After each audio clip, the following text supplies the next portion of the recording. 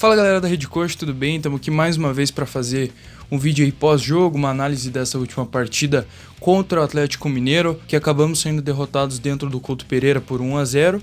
Então nesse vídeo eu vou comentar mais ou menos o que envolve essa partida, sobre os outros jogos também, os jogos que já passaram.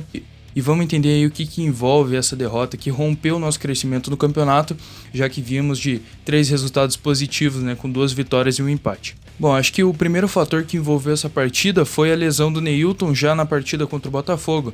Então no início da semana a gente já sabia que provavelmente a postura que o time ia entrar no jogo de hoje seria uma postura defensiva, já que o Galo é um dos primeiros times na tabela do campeonato, um time com investimento muito alto, um time até milionário, um time que tem um elenco aí recheado de bons jogadores, coisa que a gente não tem. Então o que a gente já esperava era que o time ia entrar fechadinho, jogando no contra-ataque, também sem a velocidade do Neilton, que a gente poderia contar para esse jogo, mas acabou tendo uma torção no tornozelo. Então a gente já sabia mais ou menos qual seria a postura do time, que não foi muito diferente do que a gente viu. Entramos com o mesmo time da última partida, com uma mudança de esquema, num 4-4-2, com o Giovanni Augusto como se fosse no lugar do Neilton, mas em outra função. E o primeiro tempo da partida foi da maneira que a gente já esperava, infelizmente. O Galo atacando o tempo todo, a gente se fechando lá atrás, várias oportunidades de gol, até que numa bola de escanteio, o zagueiro do Galo subiu de cabeça, ganhou, o Wilson até fez uma boa defesa, mas no rebote ali o Sacha acabou colocando para dentro, 1-0 pro Galo, A gente pensou que seria assim até o final do jogo, mas depois do intervalo as coisas mudaram um pouco. E abrindo o Sacha.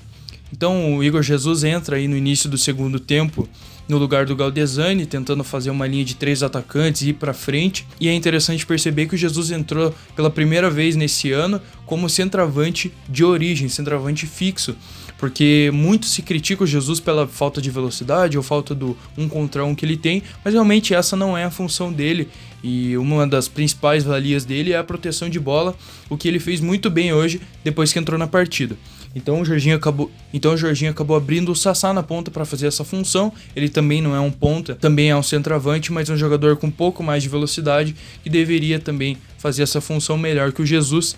A entrada do Jesus até que surtiu efeito no início, principalmente na postura dos dois times.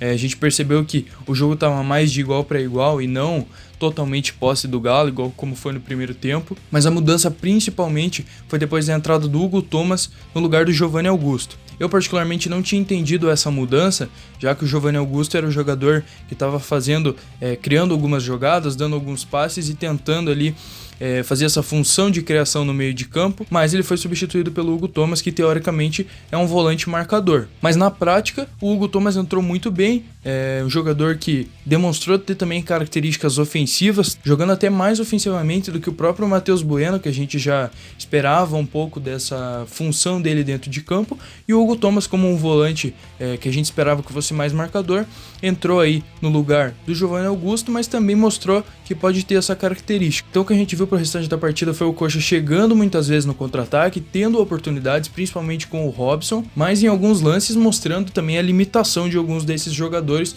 principalmente aí o Robson e o Sassá, que tiveram sim oportunidades de fazer o gol, de empatar o jogo, mas não tiveram competência, não tiveram qualidade, tomada de decisão errada ou lentidão. E essa diferença, essa falta de qualidade a gente percebeu principalmente com a volta do Giovanni nos últimos minutos do jogo.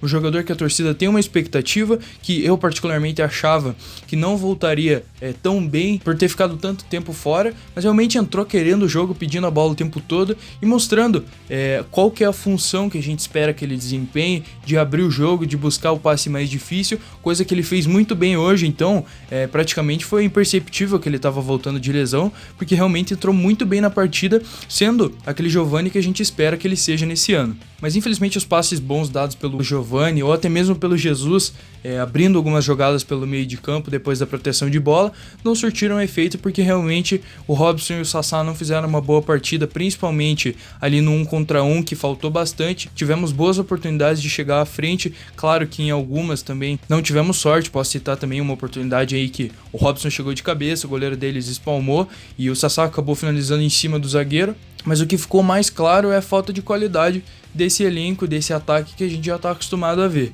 Mas a lição que fica é que a gente não pode respeitar demais o adversário, porque no primeiro tempo entramos com a postura que a torcida já esperava, que a gente ia entrar atrás e que até concordávamos, mas realmente no segundo tempo o time mostrou que realmente jogar um pouco mais para frente pode também ser positivo. Também tivemos chances de gol, principalmente por o Atlético Mineiro ser um time que sai, mas também deixa jogar. Então conseguimos criar algumas oportunidades com o meio de campo um pouco mais sólido. Então de modo geral, essa foi uma partida que nos mostrou que realmente a gente não pode ficar entrando defensivamente contra todos os times que jogamos, mesmo os que estão na parte de cima da tabela, porque se a gente for analisar, a gente entrou da mesma maneira contra o Botafogo, que é um time que também está disputando na parte de baixo com a gente. E hoje a gente entrou com o Galo da mesma forma, começamos perdendo, mas fomos para cima de uma maneira diferente, que talvez se tivesse acontecido contra o Botafogo a gente teria ganho o jogo.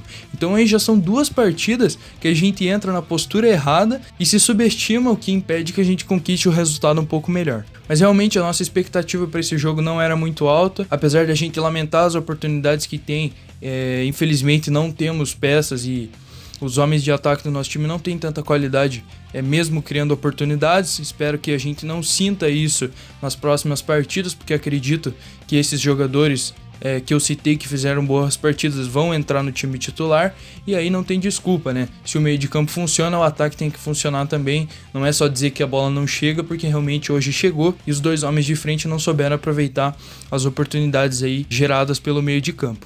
Então é isso, as 2 próximas partidas são vitais pra gente no campeonato. Infelizmente não continuamos nessa evolução que já estávamos buscando, mas temos 2 partidas aí que podemos retomar essa caminhada, essa evoluída no campeonato. Enfrentamos o Goiás fora de casa e também o Atlético, nosso rival. Então acho que nada nos impede de buscar nessas próximas 2 partidas a evolução no campeonato, porque já foi mostrado pra gente que nós podemos jogar de igual para igual contra times milionários, times que estão no G5 do campeonato. Então por que não fazer isso contra times que também estão disputando na parte de baixo?